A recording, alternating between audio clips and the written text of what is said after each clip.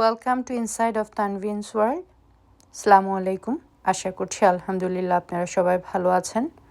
আলহামদুলিল্লাহ আমিও ভালো আছি। আজকে আবারও অনেক দিন পর আমার খুব আকাঙ্ক্ষিত একটা ভিডিও নিয়ে আসলাম। এই ভিডিওর মাধ্যমে আমি আমার জীবনের একটা বাস্তব অভিজ্ঞতা আপনাদের সাথে শেয়ার করব।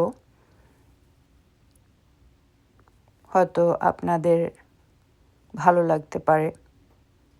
যারা নতুন মা বাবা, এখনও জীবনের অনেকটুকু পথ বাকি, হয়তো একটা দিক নির্দেশনা পেতে পারেন। প্রত্যেকের নিজস্ব একটা মতামত থাকে, অভিমত থাকে।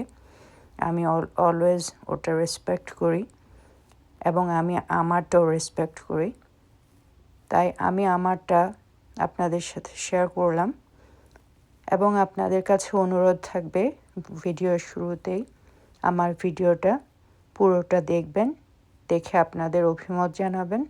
আমি যে ডিসিশনটা সময় নিয়েছিলাম তা ঠিক নিয়েছিলাম কি না, আর আপনারা কি ভাবেন তাও আমাকে জানাবেন। এবার আসি মূল গল্পে।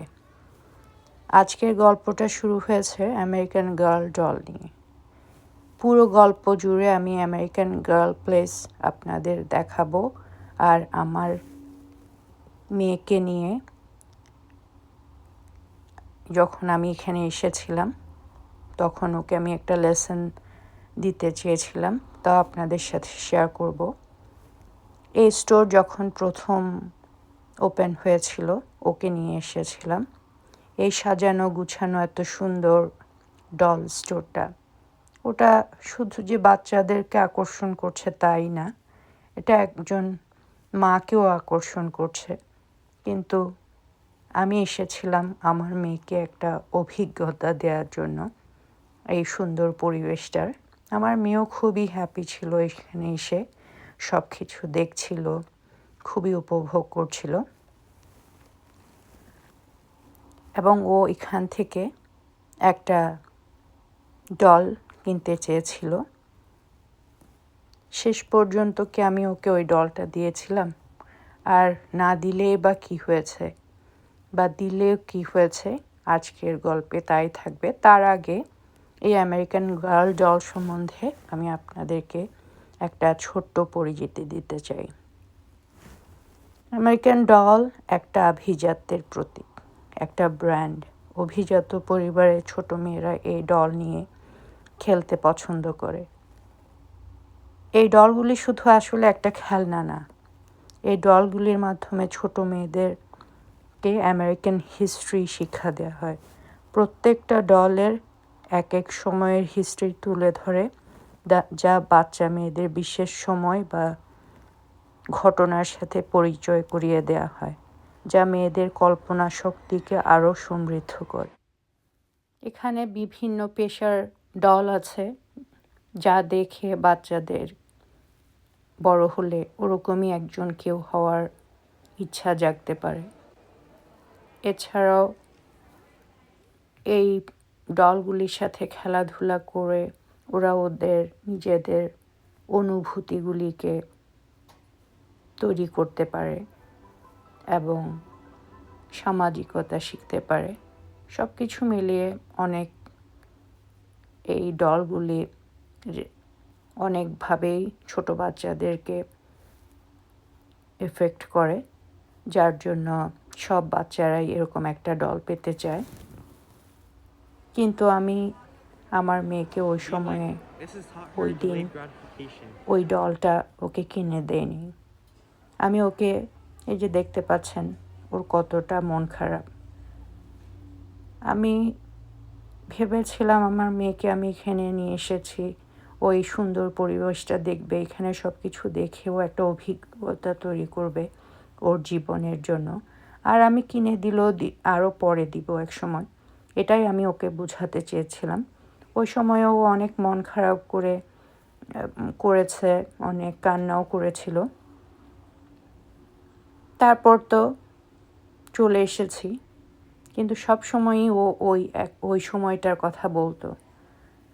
আজকে অনেক দিন পর, আবার অনেক সময় পেরিয়ে এই স্টোরটার সামনে যখন আসলাম, আমার মনে হলো আমি আজকে এই স্টোরটার ভিডিও করব আর ওর গল্পটা আপনাদের সাথে শেয়ার করব। এখনও ও এই কথাটা বলে। আমার মাঝে মধ্যে মনে হয়, আচ্ছা আমি কি ঠিক কাজ করেছিলাম?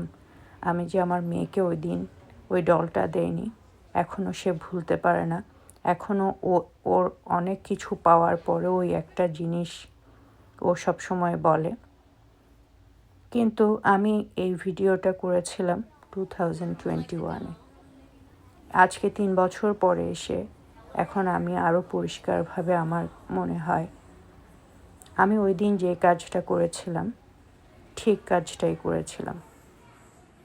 আমি আমার মেয়েকে বোঝাতে চেয়েছিলাম, তুমি যাই চাইবে তা সাথে সাথে পাওয়া যাবে না। এটার জন্য তোমাকে একটু ধৈর্য ধরতে হবে, অপেক্ষা করতে হবে, আর নিজের সব কিছু বোঝারও একটা ব্যাপার আছে।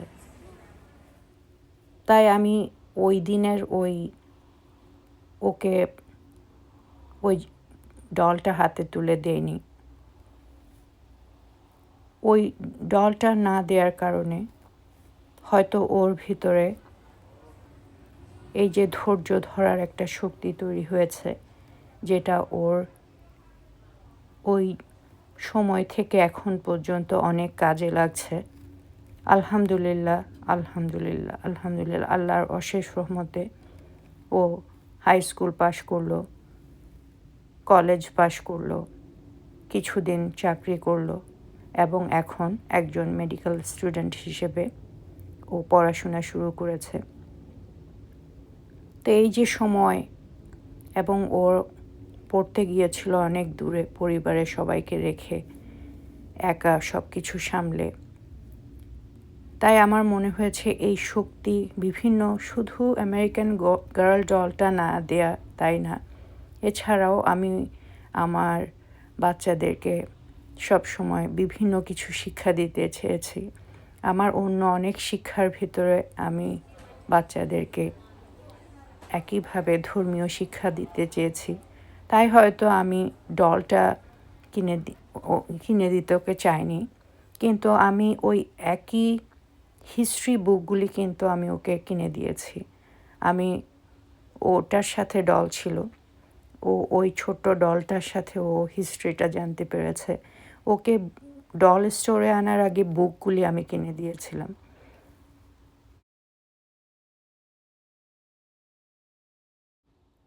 আমি চেষ্টা করেছি আমার মেয়েকে বিভিন্নভাবে ইন্সপিরেশন জাগাতে। আলহামদুলিল্লাহ, আল্লাহর অশেষ রহমতে এই চড়াই উতরাই পার করে আজকে এখানে এসে পৌঁছেছে। তার জন্য যে ধৈর্য, সহ্য শক্তি এবং কঠোর পরিশ্রম করার মানসিকতা আল্লাহ ওকে দিয়েছেন, সেই জন্য আমি মহান রাব্বুল আলামিনের কাছে সবসময়ই অনেক শুকরিয়া আদায় করি এবং আমার বাচ্চাকেও আমি সবসময় খুবই ইন্সপায়ার করি যে আল্লাহর অশেষ রহমতে তুমি আজকে এতটুকু আসতে পেরেছ।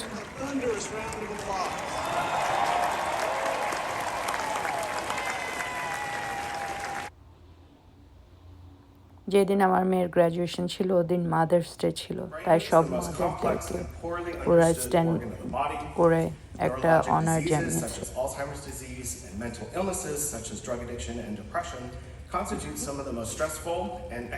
এখানে আমার মেয়ের ডিপার্টমেন্ট থেকে ওদেরকে ডিপ্লোমাটা দিচ্ছিল।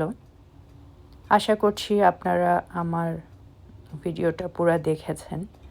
দেখে আপনাদের কেমন লেগেছে অবশ্যই জানাবেন।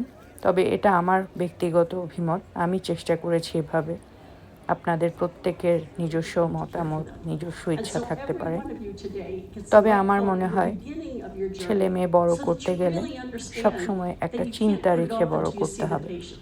আপনার প্ল্যানিংটা সাথে রাখতে হবে। এমন না যে চলতে চলতেই বাচ্চারা কিছু হয়ে যায় হয়তো, কিন্তু ওদের অনেক কিছু ল্যাকিংস থাকে। তাই সব মা বাবাদেরই কিছুটা সময় বাচ্চাদেরকে দিতে হয় যেন ওরা একজন ভালো মানুষ হিসেবে বড় হতে পারে। আমি চেষ্টা করে যাচ্ছি, ইনশাআল্লাহ বাকি সময়ও চেষ্টা করে যাব ওদেরকে ভালো মানুষ হিসেবে পৃথিবীর বুকে রেখে যাওয়ার জন্য। is the beginning of a very long and very important journey. So thank you very much. Let's যে get ওদের on my or calls. Medical স্কুলের হোয়াইট কোট সেরেমনি। তো ইনশাআল্লাহ আবার দেখা হবে। সে পর্যন্ত আপনারা ভালো থাকেন। আল্লাহ হাফেজ।